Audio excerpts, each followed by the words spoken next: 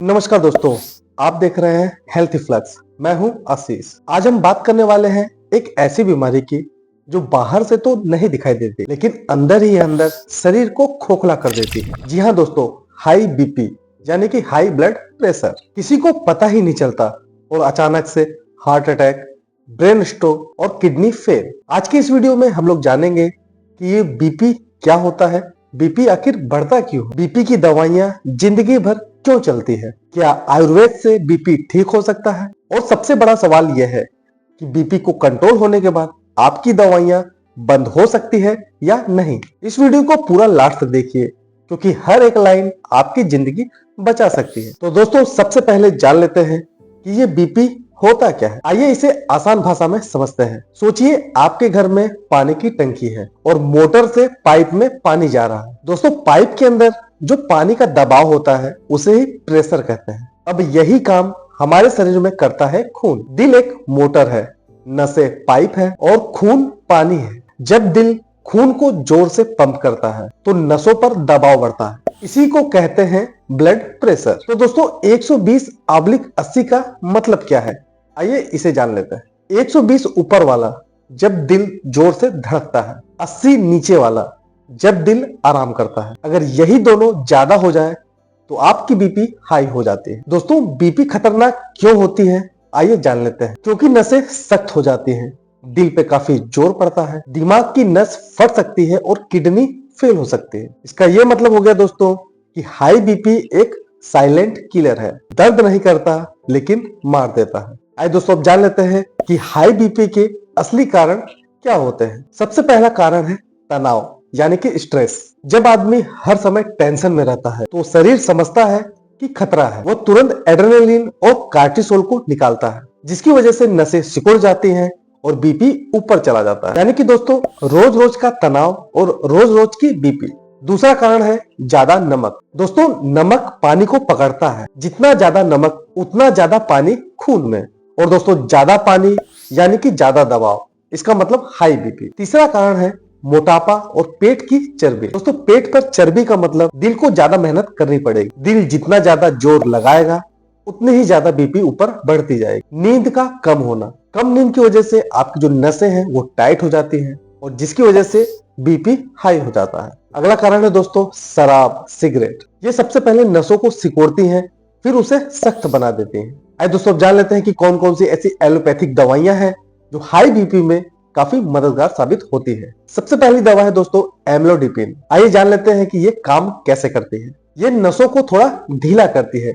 जैसे दोस्तों तंग पाइप को थोड़ा सा चौड़ा कर दिया जाए, उसी प्रकार से ये नसों को थोड़ा रिलैक्स करती है। इसकी वजह से बीपी जल्दी कंट्रोल हो जाती है। और दोस्तों, ये काफी सस्ती दवा होती है। इसका साइड इफेक्ट है पैरों में सूजन तथा कभी कभी सिर भारी लग सकता है। टेलमिसार्टन, ये शरीर के उस हार्मोन को रोकती है जो ब्लड प्रेशर को बढ़ाता है। ये लंबे समय तक काफी सुरक्षित होती है और अगर किसी को डायबिटीज की बीमारी है तो ये उनमें भी काफी ज्यादा सेफ होती है। लोसार्टन, ये टेलमिसार्टन जैसी है लेकिन इसका असर थोड़ा हल्का होता है। दोस्तों, बीपी की दवाइयों को अचानक क्यों नहीं छोड़नी चाहिए, आइए जान लेते हैं।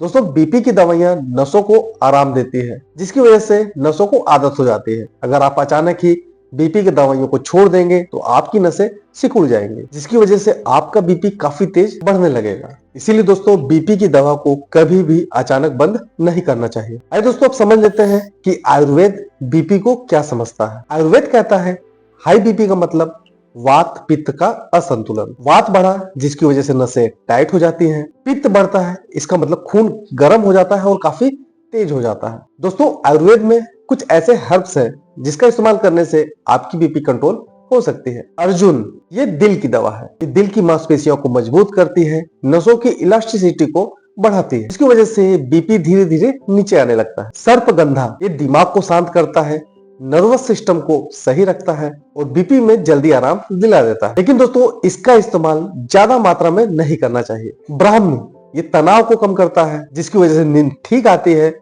और आपका बीपी कंट्रोल रहता है। लहसुन, ये खून को पतला करता है और नसों को खोल देता है। इसकी वजह से दोस्तों, अगर आपको हाई कोलेस्ट्रॉल की शिकायत है तो वो भी धीरे धीरे कम होने लगती है।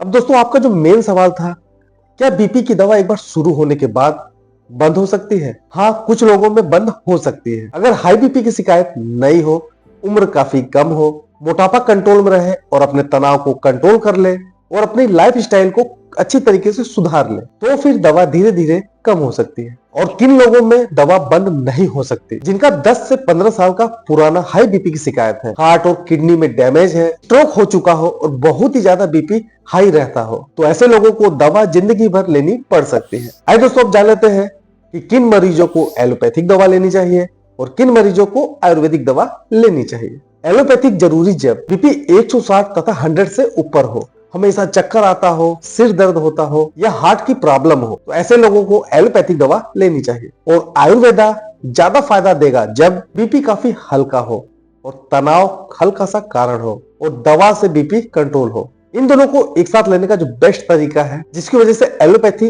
बीपी को कंट्रोल करेगी और आयुर्वेदा उसको कारण को ठीक करेगी। आइए दोस्तों, लास्ट में मैं आप लोगों को डेली रूटीन के बारे में समझा देता हूँ। सुबह 30 मिनट की वॉक, अपने नमक को आधा करें, गुस्सा को कम करें, कम से कम 7 घंटे की नींद ले, मोबाइल का इस्तेमाल काफी कम करें और अपने वजन को कंट्रोल करें। दोस्तों, बीपी कोई बीमारी नहीं है, यह एक चेतावनी है कि जीवन शैली गलत हो चुकी है, अब दवा जरूरी है, पर आदतें बदलना उससे भी ज्यादा जरूरी है। अगर दोस्तों ये वीडियो आप लोगों को पसंद आया हो तो इस वीडियो को आप ज्यादा से ज्यादा लाइक करें, अपने जानने वालों को जरूर शेयर करें। इसी प्रकार की स्वास्थ्य संबंधित वीडियो देखने के लिए मेरे चैनल हेल्थ फ्लक्स को सब्सक्राइब करना ना भूलें। मिलते हैं किसी और अन्य टॉपिक पर, किसी और अन्य वीडियो में। तब तक के लिए रहो हेल्दी, जियो हेल्दी। जय हिंद।